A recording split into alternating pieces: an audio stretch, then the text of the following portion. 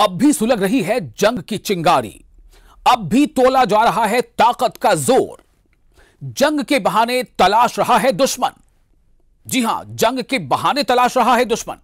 Israel Iran में जंग के पुख्ता इशारे। क्या ईरान में अब ऐसे धमाके होने वाले हैं जैसे यमन में हुए हैं? क्या यमन वाला ऑपरेशन ईरान में अंजाम दिया जा सकता है? अगर ऐसा हुआ तो उसके लिए पहले मोसाद का इस्तेमाल किया जाएगा। दुनिया ऐसा ही समझती है, क्योंकि इस्राइल बगैर मोसाद के जंग के मैदान में एक कदम भी आगे नहीं बढ़ता। और इस्राइल ही क्या, कोई भी देश, उसका खुफिया तंत्र, उसकी खुफिया जांच एजेंसी और उसकी जासूसी नेटवर्क पहले वो कदम आगे बढ़ाता है, फिर तब जंग का ऐलान होता है या जंग की शुरुआत होती है। तो मोसाद ने कहीं ना कहीं तैयारी क्या पूरी कर ली है, क्योंकि टारगेट लोकेशन हासिल करने वाला मिशन मोसाद ही अंजाम देगा। इजराइल के इन इरादों से ईरान भी बहुत अच्छी तरह वाकिफ है। ईरान अब कोई कच्चा खिलाड़ी नहीं रहा। ईरान ने इस्राइल के हर एक चाल और हर एक कदम को नस नस तक पहचान लिया है।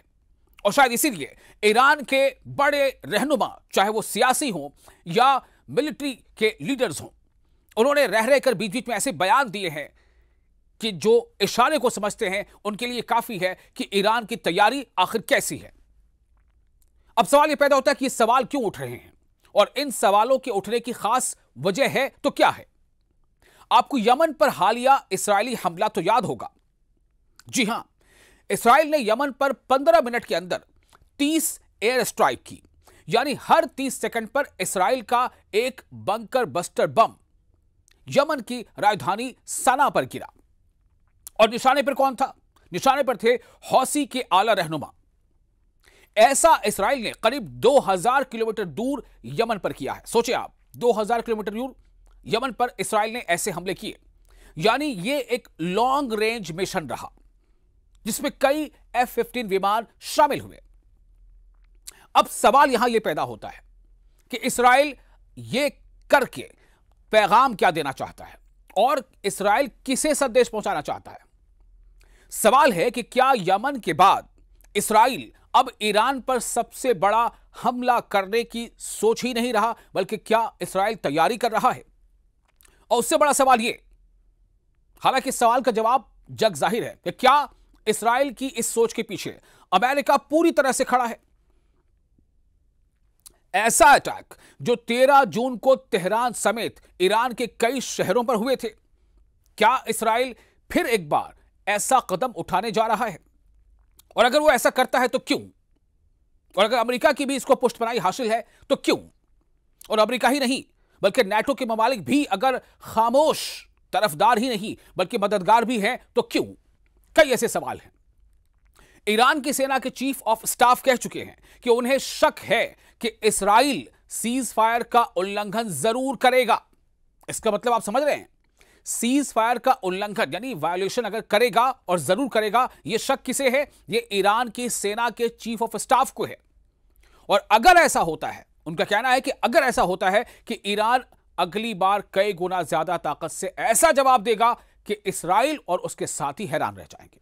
यानी कि जहां एक तरफ ईरान के चीफ मिलिट्री ऑफिसर यह कह रहे हैं कि, या ये शक जाहिर कर रहे हैं कि इस्राइल एक बार फिर ऐसा कदम उठा सकता है जैसा उसने यमन में अभी कुछ दिनों पहले उठाया, ईरान की तरफ भी वो ऐसा कदम उठा सकता है। यह पहले से ही शक है।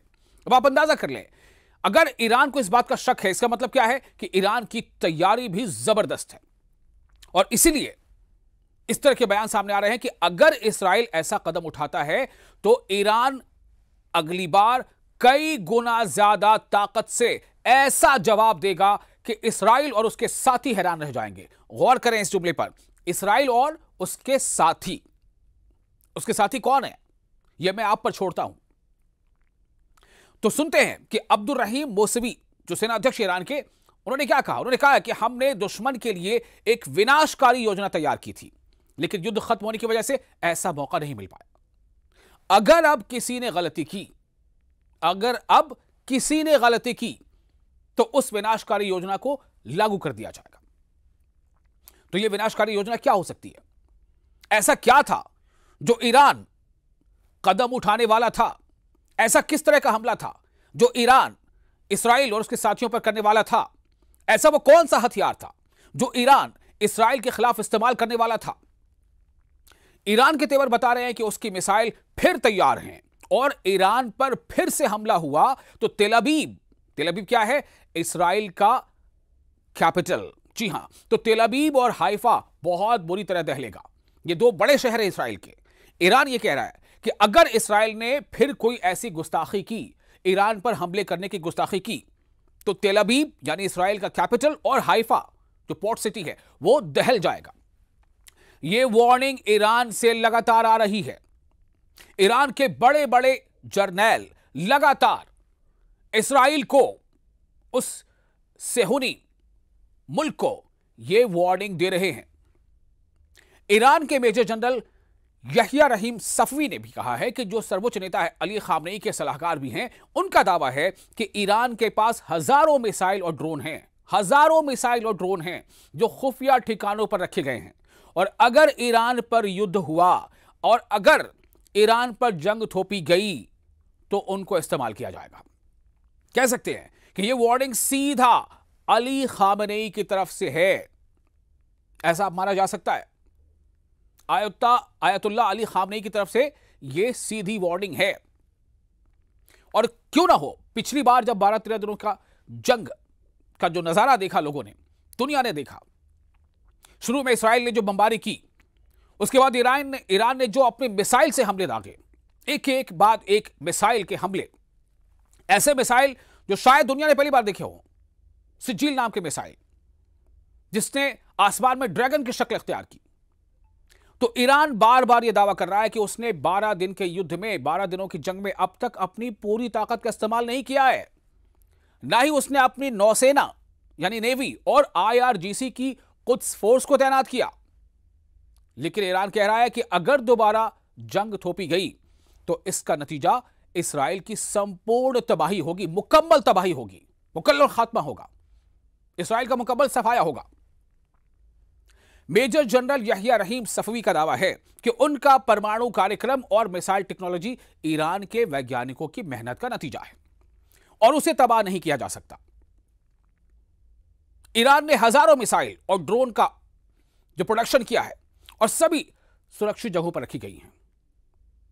क्यों ये बार बार कह रहे हैं? वो इसलिए भी कही जा रही है बात क्योंकि इसराइल ने पिछली बार कई बार ऐसे दावे किए थे अपने हमले से कि हमने मिसाइल का जो जखीरा था वो तबाह कर दिया।